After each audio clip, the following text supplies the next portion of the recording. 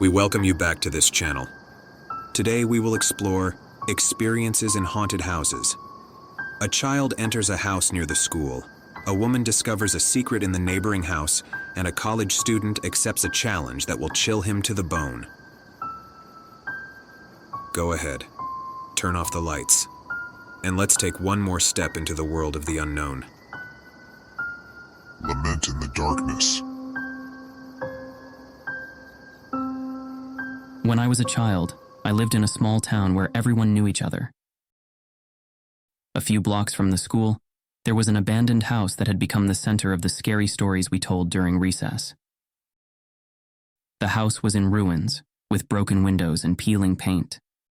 And although all the children swore it was haunted, no one dared to enter. However, one autumn afternoon, my curiosity was stronger than my fear. It was a cloudy day, and the fresh breeze reminded me that winter was approaching. After school, I decided to go to the abandoned house with my friend George. We were both fascinated by ghost stories and thought it would be an exciting adventure. We slipped through a gap in the fence and approached the main entrance. The door was ajar, creaking with every gust of wind as if inviting us to enter. Crossing the threshold, a smell of mold and rotten wood hit us. The interior was in a state of total abandonment, with furniture covered in dust and cobwebs in every corner. We ventured further inside, our flashlights illuminating the way. We reached a large room with an old grand piano in the center. Around the piano there were melted candles and strange drawings on the floor, as if someone had performed some kind of ritual. Suddenly a sharp sound broke the silence. It was like a lament, a faint whisper that seemed to come from the upper floor. George and I looked at each other, our pale faces reflecting the fear we felt. Against all common sense, we decided to climb the stairs. Each step creaked under our weight, increasing the tension in the air. We reached a long, dark hallway with several doors aligned on both sides. One of the doors was slightly open, and a dim light emanated from it. We approached slowly, our hearts pounding. I pushed the door open, and what I saw froze my blood. In the center of the room, we saw a tall, thin figure with its back to us. Its hair was long and gray, falling in disordered strands over its shoulders. It wore a dirty, tattered white dress, and its skin, pale as wax, seemed translucent under the moonlight filtering through a broken window. The figure slowly turned its head toward us, revealing a gaunt face with sunken dark eyes like bottomless pits. Its mouth opened, letting out a macabre laugh. I tried to move, but my legs wouldn't respond. I felt the air grow heavy, making it difficult to breathe. George, beside me, seemed equally paralyzed by terror. The figure began to slowly advance toward us, its feet gliding across the floor without making a sound. With each step it took, the room's temperature seemed to drop several degrees. Finally, something inside me made me react. I grabbed George by the arm, and we ran down the stairs, stumbling and falling in our desperation to escape.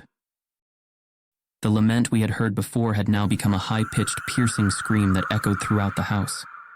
We reached the main door and yanked it open, rushing out into the street and not stopping until we reached our homes.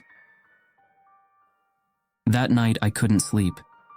Every time I closed my eyes, I saw the figure's face and its terrifying smile. The next day, when I told my parents what had happened, they told me I shouldn't have entered that house and that I should forget what I had seen. But I could never forget. George and I decided never to talk about what happened. Shortly after, his dad got a better job, and they moved away. I never saw him again. Over the years, I researched more about the house and discovered it had belonged to a family that mysteriously disappeared decades ago. It was said that the mother, a woman with mental problems, had performed dark rituals to try to bring back her deceased daughter. Their bodies were never found, and some believed their spirits still wandered the house. Now, every time I pass by that place, I feel a chill run down my spine. The house is still there, slowly crumbling. But for me, it will always be the place where I first faced true terror. Although many have told me that what we saw wasn't real, attributing it to childish imagination, I know very well what I saw, and I will never be able to forget it. The neighboring house. Some time ago, I decided to move to a new neighborhood in search of tranquility. I found a lovely house located in a picturesque part of the city, which made it seem perfect. The lush trees and quiet streets offered a respite from urban life that I longed to leave behind.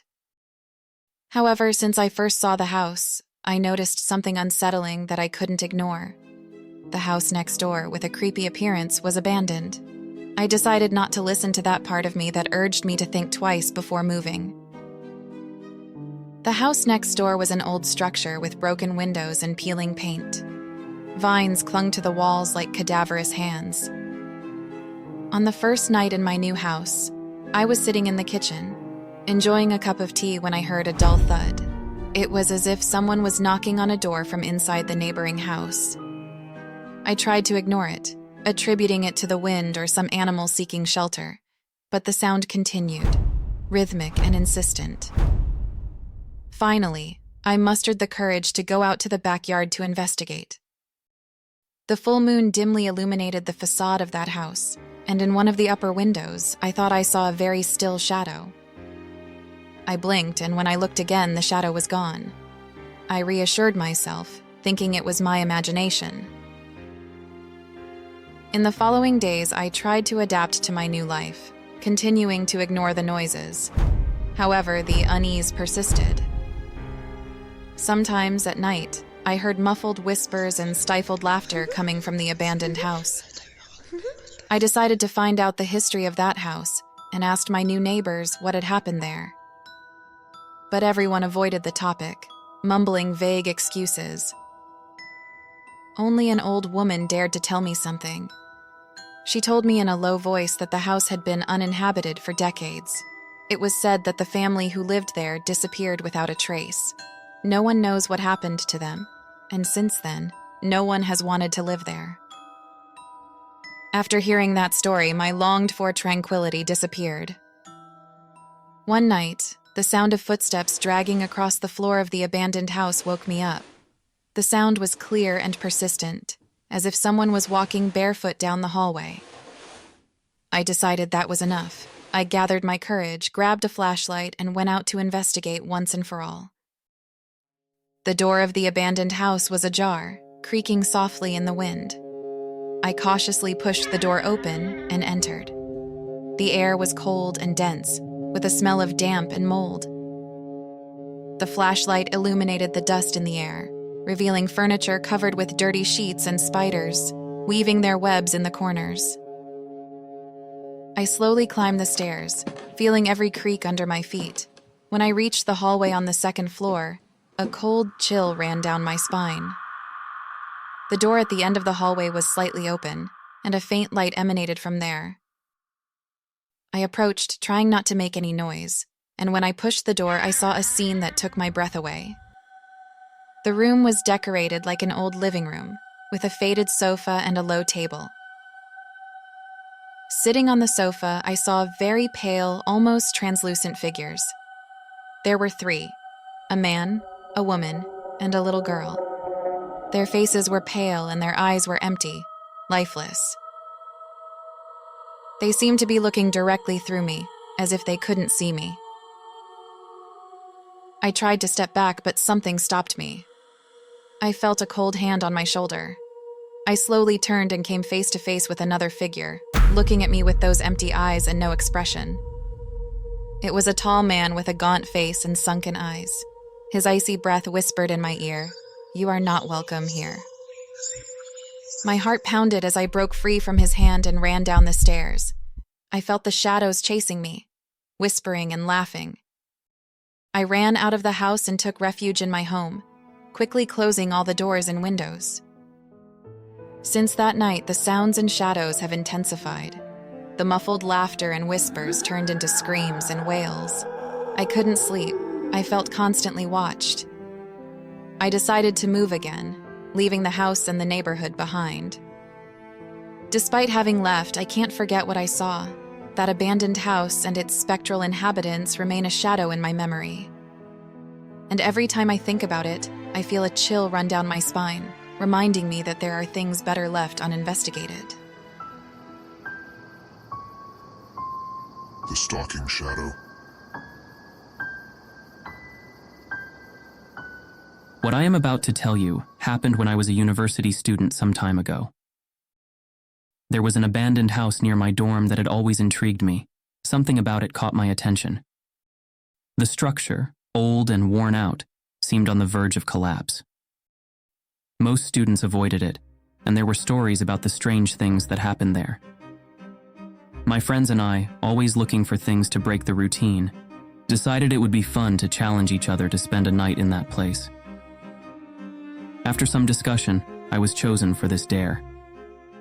I laughed, trying not to show my nervousness, and accepted the challenge. It was a dark and cold night when I headed towards the house.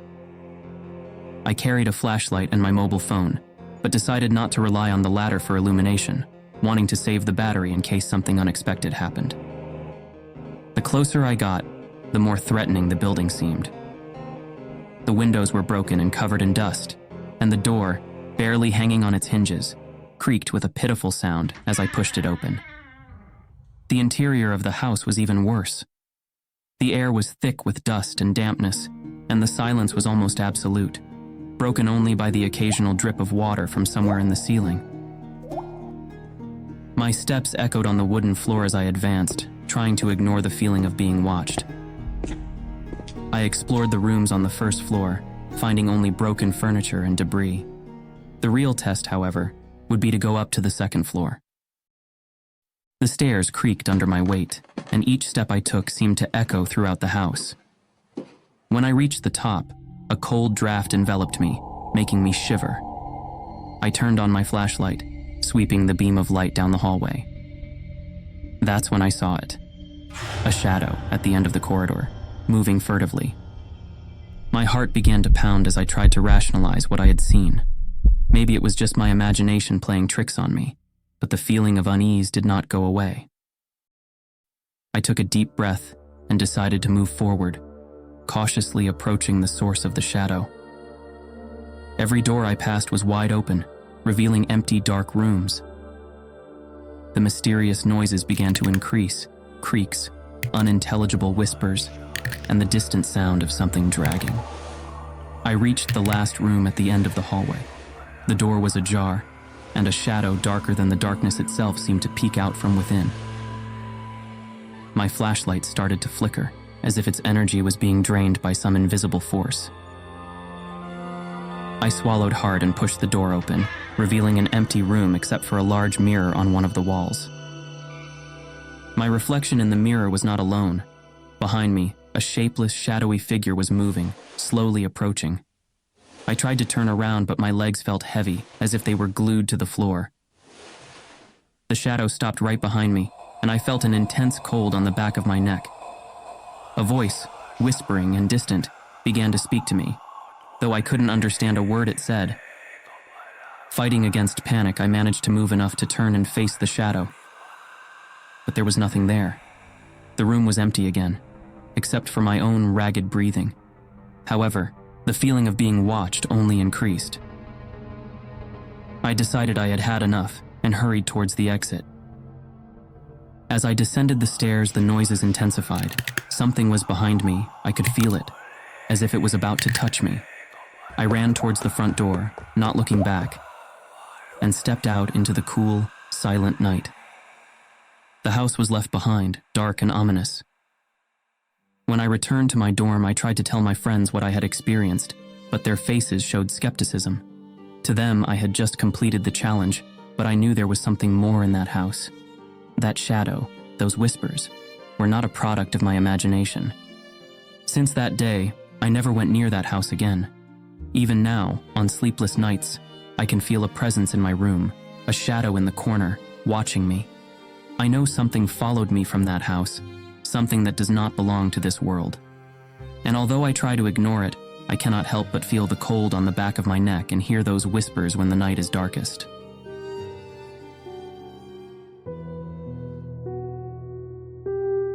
Thank you for journeying with us through the dark passages of these stories. If you enjoyed them, give us a like, share, and subscribe so you don't miss more tales of terror. Until next time, where fear will once again be your companion.